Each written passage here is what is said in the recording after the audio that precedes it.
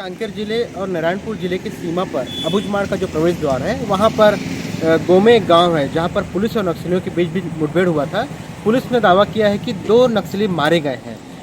हमारे साथ जावेद खान मौजूद हैं। जावेद खान वो व्यक्ति हैं जो अंतागढ़ की युवा पत्रकार हैं। साथ में अभी कल ही इन्हें एक पत्र मिला है नक्सलियों की तरफ से बाई पोस्ट। उन्होंने इस बारे में क्या कहा है, कैसे मिला पत्र, जानकारी में चलते हैं। जावेद जी, आपको मेरा पत्र स्वागत है। आपको पत्र मिला है, क्या लिखा गया था पत्र में और किन किन बातों का उसमें खुलासा किया गया? देखिए, पत्र मुझको बाई पोस्ट आया है और पोस्ट किया गया है कोयलीबेड़ा से। और जो पत्र है वो हस्तलिखित है, किसी ने हाथ से लिख के मेरे पास भेजा है। अब मैं इसकी पुष्टि नहीं करता कि ये नक्सलियों द्वारा ही लिखा गया है या किसी अन्य ने लिखा है, किंतु जो लिखावट है और जो शैली उन्होंने अपनाई है तो उससे जाहिर होता है कि वो किसी नक्सली कैडर द्वारा ही लिखा गया है। और जिसका नाम उसमें मेंशन किया गया है रावघाट एरिया कमेटी के सेक्रेटरी, जो कि अब अभी से करीब 4 साल पहले ख़त्म हो गए हैं, उनके नाम से ये पत्र आया है। तो जाहिर सी बात है उनका लिखा हुआ तो नहीं हो सकता, ये किसी अन्य का लिखा हुआ पत्र है। हालांकि नक्सली कैडर के ही शामिल होने का इसमें अंदेशा है।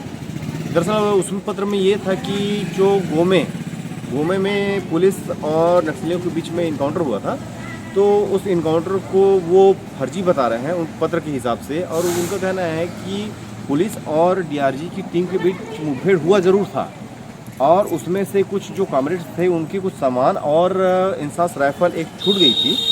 इंसास राइफल डीआरजी के लोगों के हाथ में आने के बाद उन्होंने कोयलीबेड़ा बाज़ार आए हुए जो गोमे से आगे एक काकनार एक गांव है जो कि अबूझमाड़ ओरछा ब्लॉक में आता है, वहाँ के युवाओं को रोका, बाकी गांव वालों को जाने दिया और उन युवाओं को का इनकाउंटर करके उस इंसास के साथ उन्होंने ये साबित करने की कोशिश की कि ये हार्डकोर नक्सली है, क्योंकि इनके पास से इंसास बरामद हुई है। जबकि नक्सलियों का कहना है कि वो गांव वाले थे, हमारा इनकाउंटर हुआ है गांव, और इनकाउंटर के बाद उनके कोई किसी भी कॉमरेड या किसी भी नक्सली का कुछ भी नुकसान नहीं हुआ। हाँ, ये था कि इंसास राइफल उनके किसी कैडर के किसी मेंबर का छूट गया था, जिसको पुलिस ने बताया। पुलिस ये बता रही है कि ये जो 2 युवा हैं उनकी राइफल।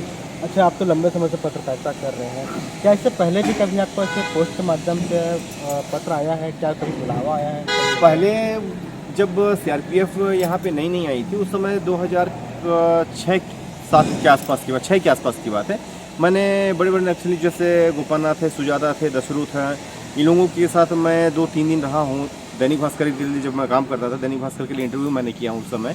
और उस समय पहली बार सीआरपीएफ के कमांडेंट जो रावघाट में बम ब्लास्ट में मारे गए थे, उसी समय एरिया कमेटी राजू वो भी उस मुठभेड़ में मारा गया था। तो उसके जो फ्यूनरल था उसमें नक्सलियों ने हमें इनवाइट किया था और इस क्षेत्र से मुझे ही बुलाया गया था पूरे ब्लॉक से। तो मैं उस जो उनका जो नक्सलियों का अंतिम संस्कार होगा, अगर जो भी होता है फ्यूनरल था, उसको कवरेज करने के लिए मैं यहाँ से गया हुआ था। उस समय जो हार्डकोर के जो जितने भी दंडाकारण के जो चीफ थे, कोसा वगैरह थे, वो भी थे, मगर कोसा सामने नहीं आया था उस समय। और मैंने इससे पहले भी काफ़ी किया है और इस टाइप से पत्र तो खैर आते रहते हैं, पर ये हम इसकी पुष्टि नहीं करते कि ये नक्सली द्वारा भेजा जाता है या किसी और के द्वारा। देखिए, जब भी बस्तर में कोई नक्सल घटनाएं घटती है या कोई सुरक्षा बल का जवान नक्सलियों के कब्जे में आता है, तो वहाँ पर भी पत्रकार अहम भूमिका निभाती है।